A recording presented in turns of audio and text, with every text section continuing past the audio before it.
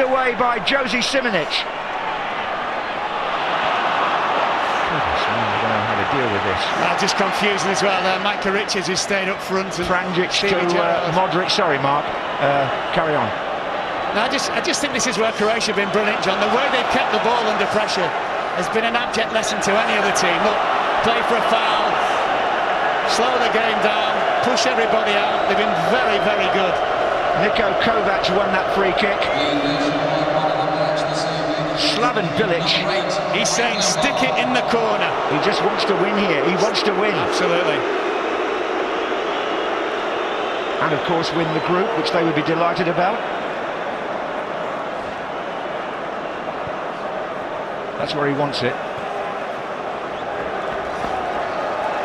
We're in the last minute of extra time, of added time. Is there one last hope for Steve McLaren? If there is, it's got to come now. Lescott. Headed on by Crouch.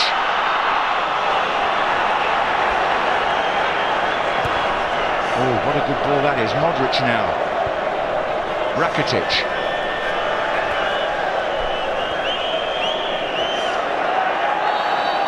Oh, and they've got a free kick.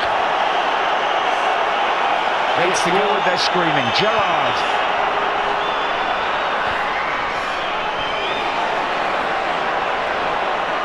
Still a chance, Lescott. Seconds left, Gerrard. Everybody's gone forward for England. Away by Cernar, Rakitic. And England are out of the European Championships. Unless Andorra score against Russia in the next 3 minutes. England players standing, lying in disbelief. Steve McLaren shepherded away. Croatia celebrate what for them has to be seen as a memorable victory. And Wembley is stunned. There are sounds of disbelief, there's a bit of booing. There are people standing just trying to take in what's happened. England were 2-0 down, they got back to 2-2, which was a qualification position, and then they conceded a third goal, and the substitutes and the injured players come on as Carson hangs his head, and the scene is one of desolation at Wembley. Haven't seen it quite like this since, well, probably when Germany won here back in 2000, but that wasn't anything like as significant as this. Slaven Bilic, well, he's entitled to look delighted. Our studio are keeping us informed about what's happening with the Russia game, because you can't take anything for granted in this group, but it would be the miracle of all miracles if Andorra scored now. They're into 3 minutes of injury time there. Still 1-0 to Russia, so Gus Hiddink within touching distance now.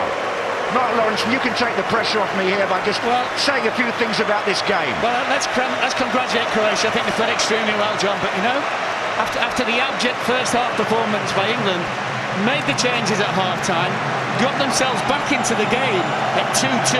At 2-2, it was a job done, but you just felt they'd slowly started to back away, England. And then, of course, the winner came from Croatia. And I think once the third goal got in and went in, England never really looked like scoring again. A half chance for Bent. Apart from that, really too little, too late. Just before we hand back to Gary, Mark, it would be irresponsible not to say that this defeat will have ramifications, probably for Steve McLaren, but that's to be obviously decided later, and the faces tell the story here. Gary, it's unbelievably for me, England 2, Croatia 3.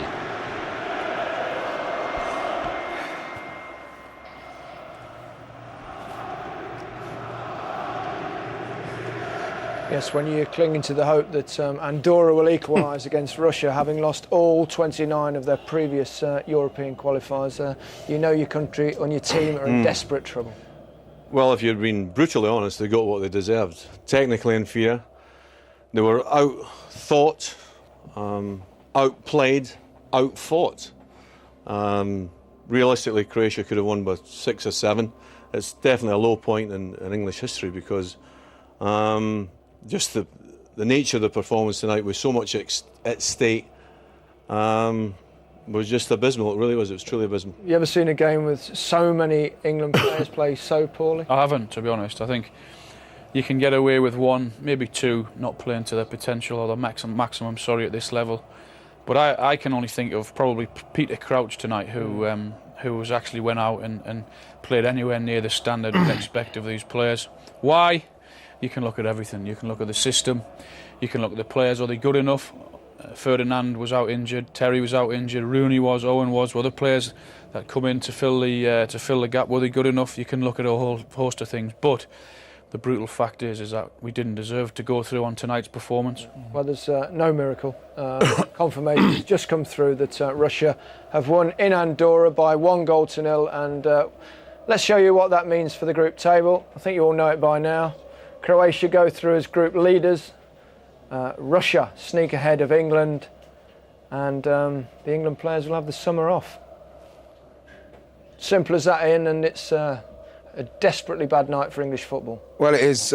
When you consider, I'm desperately disappointed. I'm disappointed for myself, disappointed for fans, disappointed for Sean.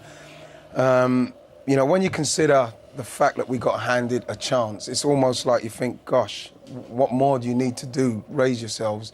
You've got a chance now to get through, and it was just like every single time Croatia attacked, it was like, they thought they were going to score. Like the last goal, especially the third goal, there was no one around him within 10 yards when he struck that. They got the lifeline, they got a soft penalty. It was a penalty, it was a soft penalty. And then they get the goal. Brilliant ball in from Beckham, great goal from Crouch.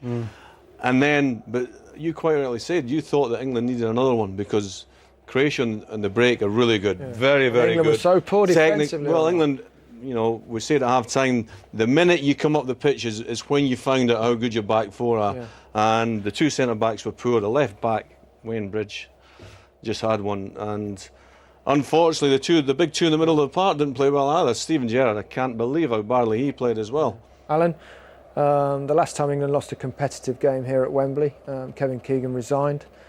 Steve McLaren, days are numbered, do you think? Probably. I don't think he'll resign. I think he'll have to be asked to leave rather than resign.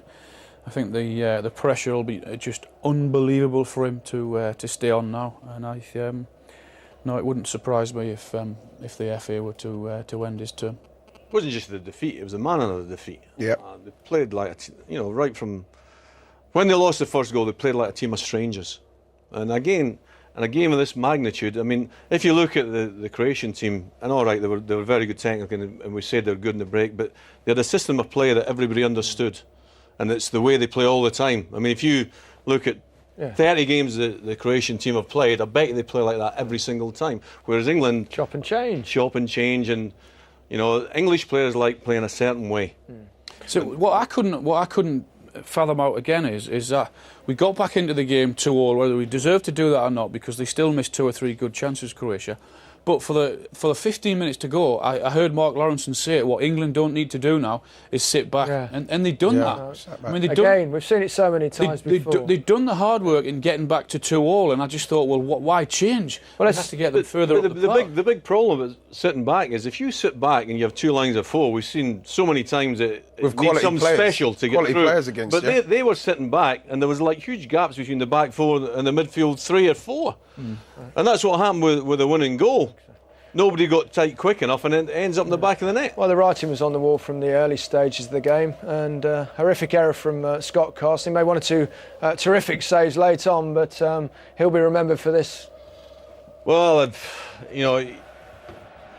big game under extreme pressure. Again, you go back to the technique of the goalkeeper. We could make excuses about the pitch, but he's got to get his whole body behind that, so that if he misses it with his hands, he's going to come back off his body. With it, Al, is that fact Cranshaw's done the right thing there, because like a new goalkeeper, slippy pitch, have a shot. This one. Well, this is the second goal. I mean, we've said before, Lescott should do better there, then Sol Campbell should go across, but then you still got enough white jerseys back there. One ball beats 5. Yeah, 1 ball beats 5, and it's in the back of the net. And then from there on, it's a long, long way back. And then, as I say, they get the lifeline with this penalty kick, because I think it is a penalty kick, but Do you? Well, I think he tugs the jersey. Just I at think the You back. don't get them very often, though, do you? Just the- yeah, there, that you little just see tug it. there. Yeah, you just saw it at the back there. Cheeky There was one. no need to do it because No. the keeper was going to claim. I mean, the pressure on Frank here was incredible. Give him his due. He stuck it away very well, and that got the crowd going. What we said at half time, it gave them something to shout about. This They was were the right behind. best bit of English play of the night. I mean, What a ball he is. I mean, Terrific. what a fantastic ball this was from David Beckham. I can't tell you how difficult a ball this is. It's actually first time with a little bit of swerve on it, and a great touch and a great finish from Crouch. And for once, we had 2 or 3 bodies in the box that we were able to hit. This is the one now. Look how much space he's got. Look at that. Well, this is it. There's 3 around the bottom, but You've got to feel sorry for if you're the Scott central Carson. defenders there, Ian, you've got to come up. You've got to. It's part and parcel of defending. I think that goal more than any summed the England performance up tonight for me, because he's come inside and we've got back to 2-2, and there's no one within 3 or 4 yards of him who's prepared to break their neck and actually go and get hit and smack with the ball. You always get one chance. You always get one. He just wouldn't come down. He wouldn't come. He'd try to get it down, and he's off balance. I think he's unlucky there because he did really well. When it hit the net, we all thought. Oh, just I for a thought it was second. in. All the guys were jumping up, but they didn't deserve anything. The way they played. How do you sum this night for England? Well, the thing, we've been on Devastating. yeah, it is devastating. The roller coaster ride we've been on. You'd have to say, I was nervous before. I said to you, Al, I just feel nervous, you know. And I think that at the end of the day, well, I don't think we deserve to go through on what we done in this group. And we was hoping and praying, and we got a lifeline and still threw it away. We didn't deserve to go through this time. Final thoughts, Alan? I'm just devastated like everyone else. I mean, when you get a chance, you've got to take them in football, and I just can't believe that so many England players were how poor they were tonight. They really were. I mean, you often get 1 or 2 in a game that'll be poor, but I mean, there was 10 out there tonight that were really poor. We watched England play against 3 teams here where they won convincingly. Tonight they were up against a decent side, and they played like a team of strangers. And when you talk about low points in English football history, this is one of them. They don't get much lower than this. That's it from us on the night that England failed to qualify for Euro 2008. Good night.